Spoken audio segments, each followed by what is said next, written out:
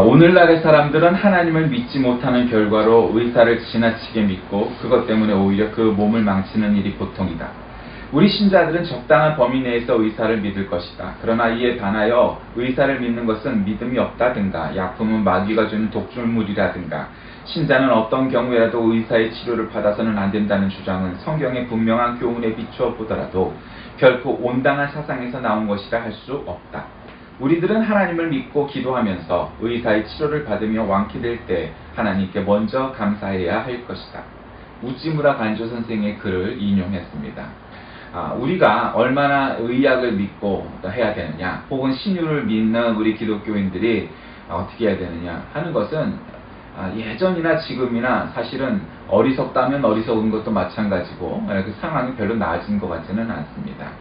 사람들이 잘 판단을 못합니다. 의학을 믿어야 될 때, 그리고 기도해야 될 때, 기도도 하고 병원과 약도 같이 쓰는 그런 것을 병행해야 됩니다. 지혜롭게. 나는 기도로 나을 거야, 병원은 절대 안 가, 그러면서 빠샤빠샤 기도한다고 나아지는 게 아닙니다. 그렇다고 또 병원 믿어도 안 됩니다. 병원만 믿어서는 결코 안 되는 게, 의사는 모든 병을 알 수 있을 거라고 생각하지만 그렇지 않습니다. 환자를 놓고도 그 병명을 모르는 게 의사들입니다. 그러니까 그것도 100% 믿을 일이 아닌 것입니다. 그러니까 다 감행해야 되죠.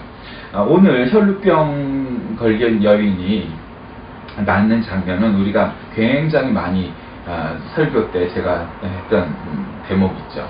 원래 지금 이 대목은 예수님께서 갈릴리 호수 건너편에 이방인의 땅 거라사 지방으로 이제 가시게 됩니다.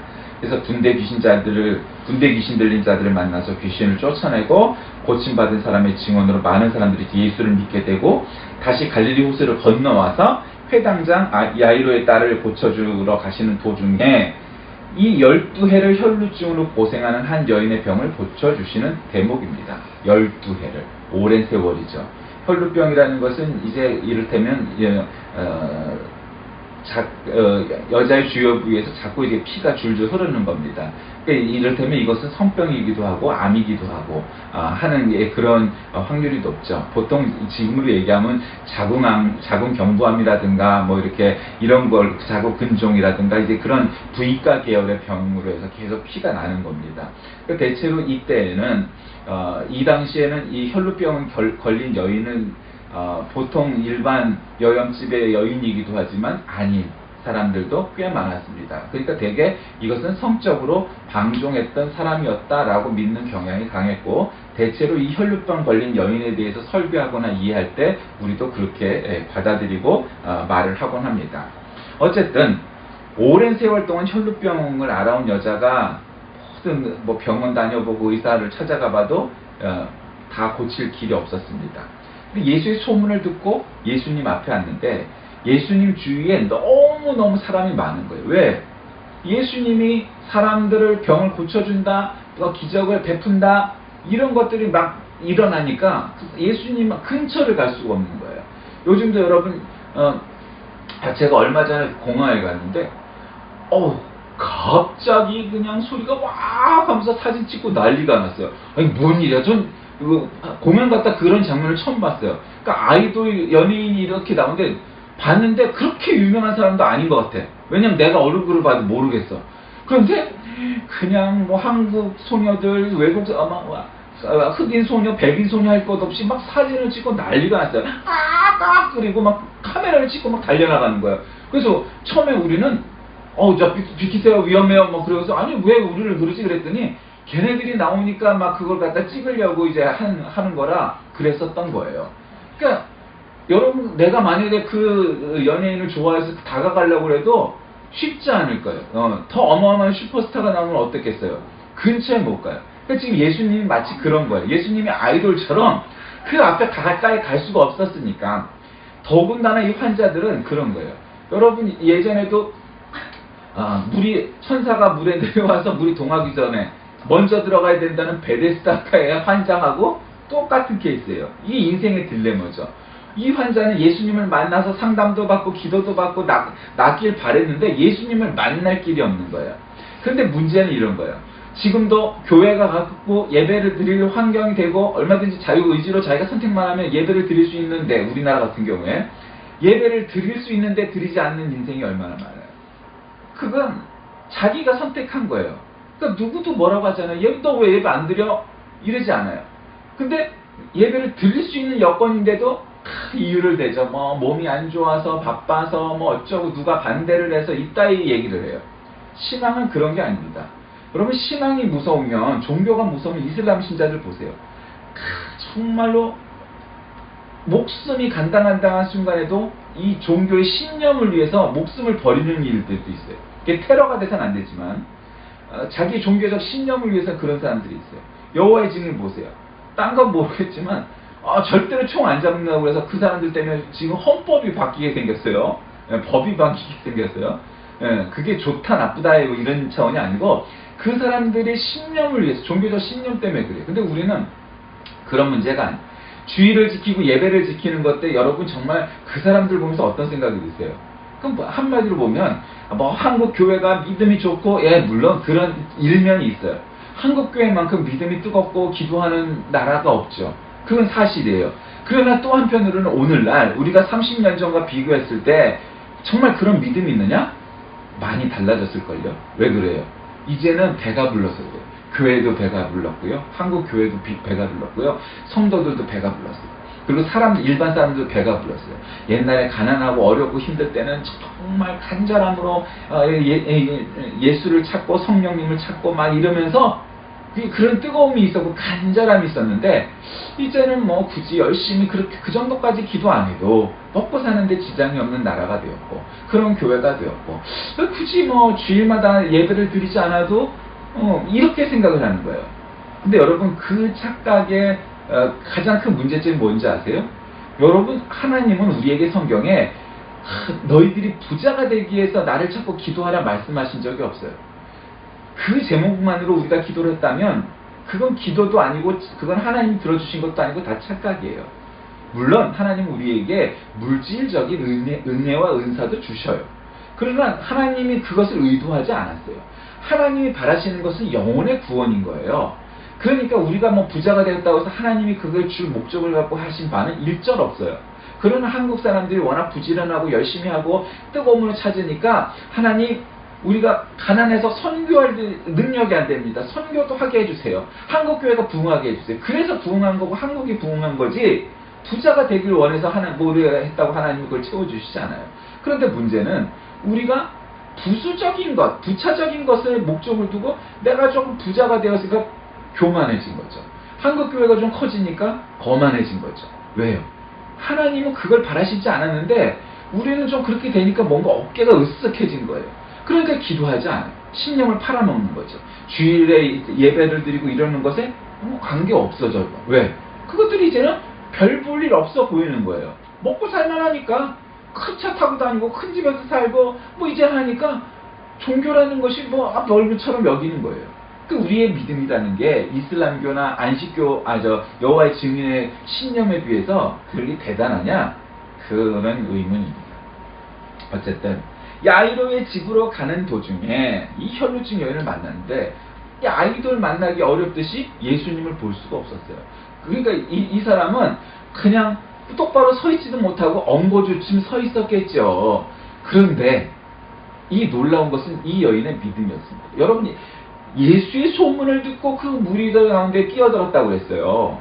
그러니까 이 사람이 원래 신자가 아니었어요. 예수도 모르고 그냥 일반적인 수준의 이스라엘 사람들이 이해하는 모세의 율법을 아는 그런 사람이었을 거예요. 근데 여자니까 얼마나 또 율법을 많이 공부했겠어요. 그냥 기초적인 정도죠. 그러나 이 여인은 간절함이 있었겠죠. 병이 낫고 싶었으니까. 그래서 예수님이 지나갈 때 여러분 이스라엘 그 성화들 보면은 뭐가 있어요? 옷들이 이렇게 보통 예수님은 흰 옷 입고 이렇게 펄럭이잖아요. 그런데 기다란 옷을 갖다 늘어뜨려 입는 것이 이스라엘 사람들의 옷이 보통이었단 말이에요. 그러니까 예수님이 지나가는데 이 여인이 예수님이 옷자락을 잡았어요. 붙잡았어요. 그의 옷에 손을 댔어요.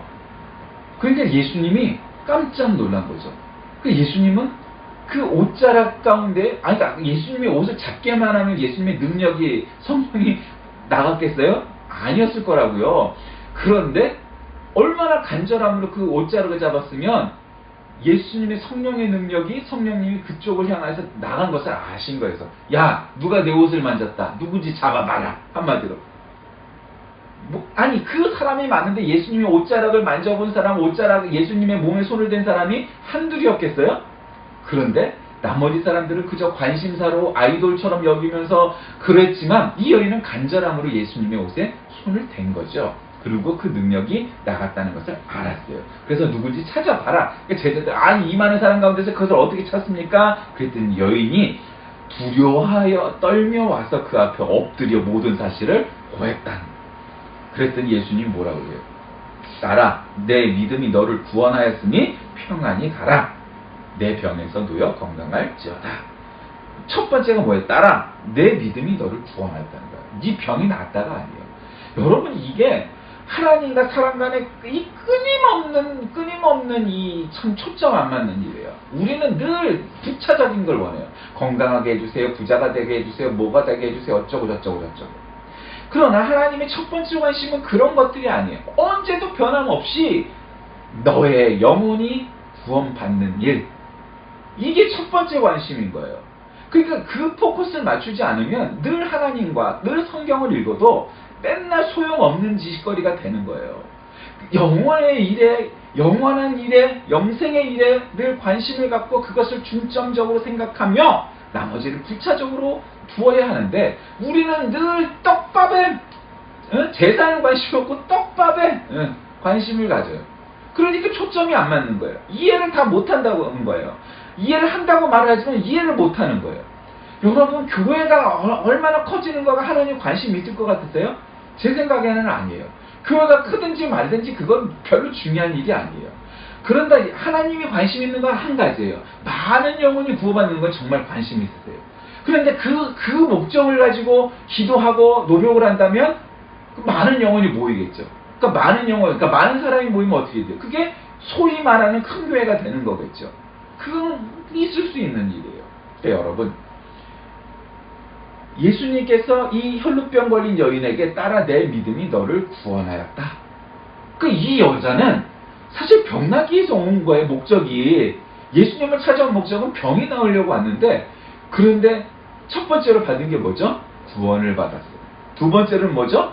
그러니 이제 너는 평안을 얻을 것이다. 평안하게 가라. 세 번째로는 이제 건강하다. 건강할 거니 가라. 내 병에서 누워서 구원, 평안, 건강 일타삼피를 얻은 거예요.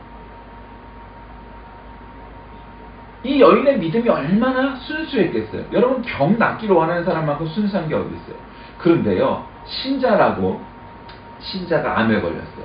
그러면 이제 병원을 다니면서 통원 치료하고 뭐 입원도 하기도 하면서 병원 치료를 하죠. 그런데 말이에요 저는 그런 환자들을 잘 못 봤어요. 통원 치료할 수 있죠. 이제 주일날 와서 목사님 제가 이제 월요일날 병원에 들어가서 이제 통원 치료합니다. 위에서 기도해 주세요. 이런 사람 많지 않아요. 왜 그럴까요? 그냥 병은 병원 가서 의사한테 고치고 그러는 거지 하나님이 내 병을 낫게 해주시지는 않을 거야. 한마디 이게 전제가 되어 있는 거예요. 그게 그렇지 않아요. 신자란 모름지기 목사님 제가 월요일날 병원에 들어가서 이제 또 이 항암 치료를 시작을 합니다. 3박 4일간의 일정인데 위에서 기도해 주십시오 하고 안수기도를 받고 감사합니다 하고 마음으로 가서 병원 가서 또 치료도 잘 받고 또 오는 길에 목사님 제가 치료를 덕분에 잘 받고 퇴원을 합니다. 여러분 이런 마음 이런 자세를 갖는다면 5년 남았어요 했던 것도 더 오래 갈 것이고 어려울 것 같아요 했던 것도 더 길게 살 것이고 어떻게 모르겠어요 그랬던 것도 아주 깨끗이 시스템 받고 10년 이상 살 것이고 여러분 잘 아시잖아요. 암 환자가 10년 이상 살면은 그건 완치예요. 원래 5년만 아무 일 없어도 완치인데 10년 넘게 살면 그거는 정말 거의 뭐 완벽하게 암은 치료된 거라고 봐야 되는 거거든요. 그럴 수 있지 않겠어요? 그런데 왜 우리는 혈루병 걸린 이 여인과 같이 구원도 받고 평안도 얻고 건강하는 이 믿음이 없을까? 여러분 그거는 믿음이 시작되는 곳에서 올바로 우리가 깨달음을 얻지 못하기 때문에 결국 믿음이 시작되는 것은 뭐겠어요? 벽에 부딪히는 것이죠. 인생의 벽에 부딪히는 것. 그 벽에서 우리가 하나님을 찾아야 돼요. 다른 뭐가 아니에요. 돈을 의지하고 건강을 의지하고 권력을 의지하고 다른 사람을 의지하는 것이 아니고 인생의 벽에 부딪히는 순간 그것에서 믿음이 시작되어야 할 터인데 하나님만 의지하지 아니하고 예수 그리스도의 옷자락만 붙잡지 아니하고 뭔가 이게 누구를 동원해서 누구 힘 있는 사람 누구 돈을 들여서 권력을 이용해서 뭔가 해보고 싶은 마음이 우리의 마음속 깊은 곳에서 뭐라 피어나는 거죠. 그곳에서 인생의 벽에 부딪혔을 때 내 인생의 벽에 부딪혔구나. 이젠 하나님만 쫓아야지. 하나님만 따라야지. 하나님만 찾아야지. 그 순간에도 우리는 뭔가 잔머리를 굴리며 생각을 하는 거죠. 그러니 예수님을 만난 적도 없었던 이 여인은 그런 경험도 없지만 예수님을 만나면서 저 살아계신 하나님의 아들이신 저 예수 그리스도의 옷자락만 붙잡아도 내 병이 나을 것 같다. 이런 믿음이 우리에게는 없는 거예요. 우리는 그 옷자락을 붙잡으면서도 이거 붙잡으면 내가 병이 날까? 붙잡고 나서 꼭 좋은 병원 가서 항암 치료도 잘 받아야지. 받지 말란 소리가 아니에요. 그 예수님이 옷자락을 붙잡을 때 다른 생각은 다 내려놓고 오직 예수님만 붙잡으면 뭔가 될 것이라는 그 믿음, 바로 인생의 벽에서 믿음이 시작되는 곳이어야함에도 불구하고 우리는 거기에서 오히려 다른 것들이 꼭 피어나고 다른 것이 생겨나는 것은 아닌지 생각해 봐야 되는 겁니다. 사실 혈루증으로 앓는 이 여인의 병을 고치시는 과정은 다른 기적과는 좀 특이한 점이 있죠. 보통은 간절히 병낫기를 사모하는 여인에게 예수는 즉각적으로 응답을 해주시고 고쳐주셨죠. 믿으면서 말도 건 것도 아니고요. 베데스다 연못가에서 나온 사람 환자 같은 것도 아니고요. 예수님이 기도를 해주신 것도 아니고요. 말로 선포하신 것도 아니고요. 그냥 예수님 옷자락을 붙잡은 상황에 얼마나 빨라요? 간단하죠? 그러니까 얼마나 좋았겠어요? 좀 달라요. 이 예수의 소문을 듣고 예수에 관하여 듣고 예수님을 찾아왔던 이 여인은 감히 예수 앞에 나서지 못했어요. 아까 전제했던 그 이유들 때문에 이 여인은 다른 사람들로 하여금 다른 사람들에게 굉장히 핍박도 받고 무시도 받고 천대를 받는 그러한 병에 걸려 있고 실제로 그렇게 그런 히스토리를 가졌던 사람이었을 거예요. 근데 예수님께서는 당신의 옷자락을 통해서 능력이 새어나감을, 성령의 능력이 새어나감을 보시고 아신 거죠. 그리고 찾으신 거죠. 그리고 내 영혼이 구원을 받았다, 평안을 얻었다, 내가 건강하여질 것이다, 이런 세 번에 걸친 은혜와 은사를 허락하시고 돌아가게 한 거죠. 여러분, 우리의 믿음이 시작되는 곳이 도대체 어디일까요? 사람들은 말합니다. 좀 교회 나오세요. 교회 좀 나오세요. 그러면 이번에요 이 사업을 시작한 게 있는데요, 이게 좀 잘 해결되면요 교회 나갈게요. 애가 지금 고등학생인데요, 애가 대학을 들어가면 나갈게요. 사람들은 이유를 댑니다. 뭐가 해결되면 좀 여유가 생기면 교회에 나갈 거예요. 믿음 없는 사람들은 그렇게 표현할 수 있어요. 그런데 문제는요, 그런 사람들이 문제가 아니에요. 믿음도 있고 교회도 출석해서 신앙도 있는 사람이 그런 똑같은 얘기를 합니다. 왜 요즘은 교회 출석을 안 해서 신방을 가보면 그런 상담을 하고 그런 얘기를 합니다. 요즘 너무 복잡하고 어려운 문제가 생겨서요, 이 문제가 해결되면 교회 나가요. 신자도 똑같이 그렇게 얘기합니다. 소위 말하는 신자도. 왜 그렇습니까? 그 믿음이 없기 때문이에요. 참 하나님을 모르기 때문이에요. 구원받지 못했기 때문이에요. 복음을, 말씀을 깨닫지 못했기 때문이에요. 여러분, 우리가 인생의 벽이 부딪혔을 때 바로 그 현장, 그 포인트에서 믿음이 시작되는 곳이어야만 합니다. 그건 어느 누구나 마찬가지예요. 왜? 믿음 말고는 그 인생의 벽을 허물어뜨릴, 넘어설 방법이 없는 것을 알기 때문입니다. 어떤 암이라도 그것이 1기든 2기든 3기든 4기든 관계없이 어떤 암 환자가 인생의 그걸 벽이라고 여기지 않겠습니까? 물론 어떤 암은 간단한 시술이나 수술을 통해서 아니면 약만으로, 물리치료만으로, 항암치료만으로 간단히 쉽게 고쳐질 수 있으니 걱정하지 마세요. 그런 암도 있지만 어떤 암은 열심히 치료를 해도 어려운 암도 있는 거예요. 그런 인생의 벽에 부딪혔을 때 우리는 하나님을 먼저 찾는 게 아니고 병원을 먼저 찾고 의사를 찾아요.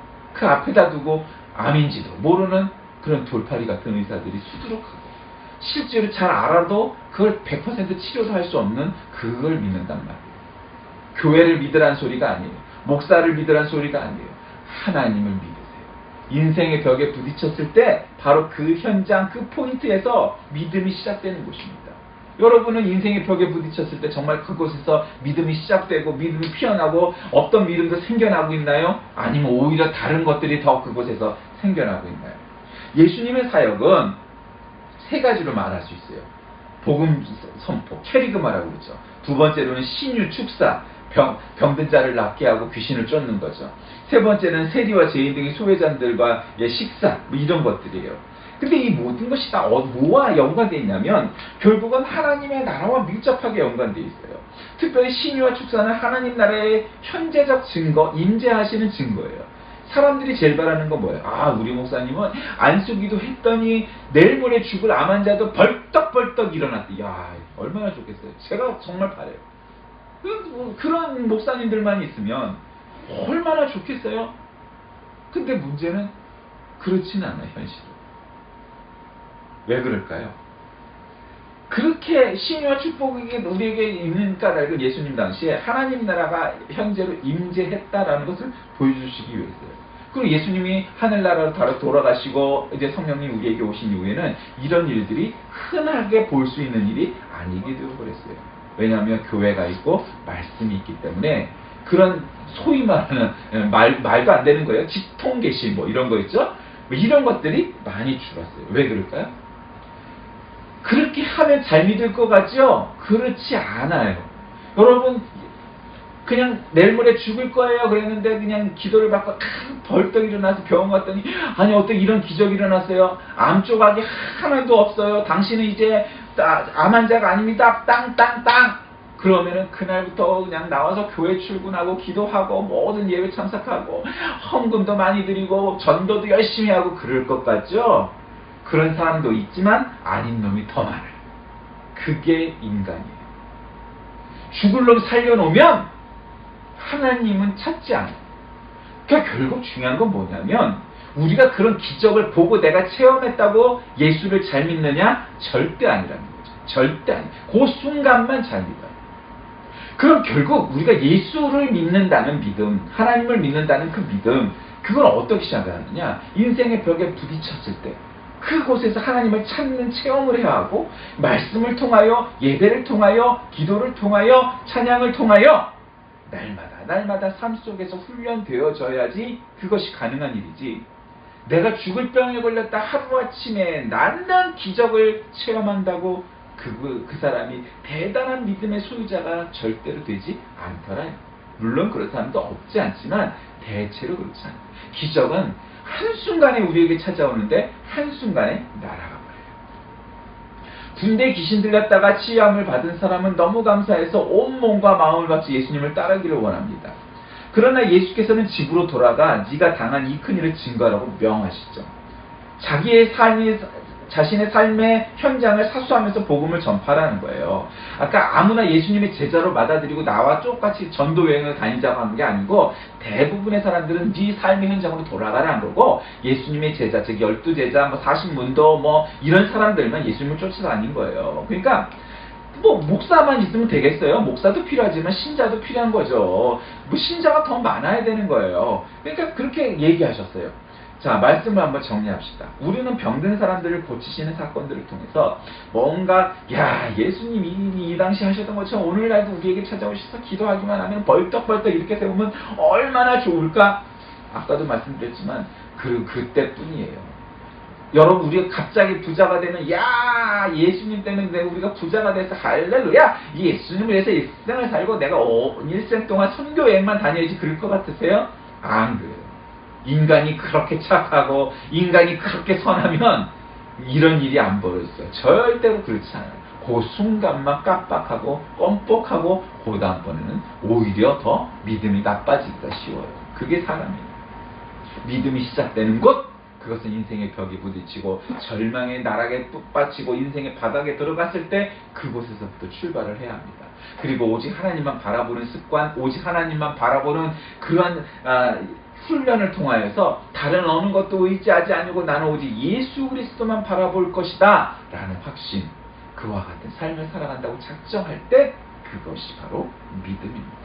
여러분은 어떠십니까? 12의 혈루병을 앓다가 예수님 옷자락을 진심으로 만져서 나왔던 이 여인처럼 정말 그런 믿음이 우리에게 있습니까? 우리는 성경에 대한, 교회에 대한 경험과 지식은 날로 쌓여있는데 이 혈루병 걸렸던 여인 같은 믿음은 혹시 찾아볼래야 찾아볼 수도 없이 실종되어서 가출 신고를 해야 되는 것은 아니겠습니까? 우리 스스로의 믿음을 바라보면서 이와 같이 12의 혈루병을 앓았던 여인과 같은 믿음이 우리에게 있는지 살펴보는 하루가 되시길 주의 이름으로 간절히 기도합니다. 살아계신 하나님, 이 여인은 참으로 보잘것없는 여인이었을 것입니다. 그는 예수 그리스도도 제대로 몰랐고 정말 복음의 진수도 몰랐지만 그러나 간절함으로 진실된 마음으로 예수 그리스도의 옷자락을 만졌고 그리고 나음을 받았습니다. 그리고 구원을 받았습니다. 우리도 이 여인처럼 그와 같은 믿음 갖게 하시고 부차적인 일들이 아니라 오직 예수 그리스도를 믿는 믿음으로 인생의 본질, 신앙의 본질을 꿰뚫어 우리에게 닥쳐진 인생의 벽 앞에 참으로 그곳에서 믿음이 시작될 수 있도록 인도하여 주옵소서. 예수님 이름으로 간절히 기도드립니다.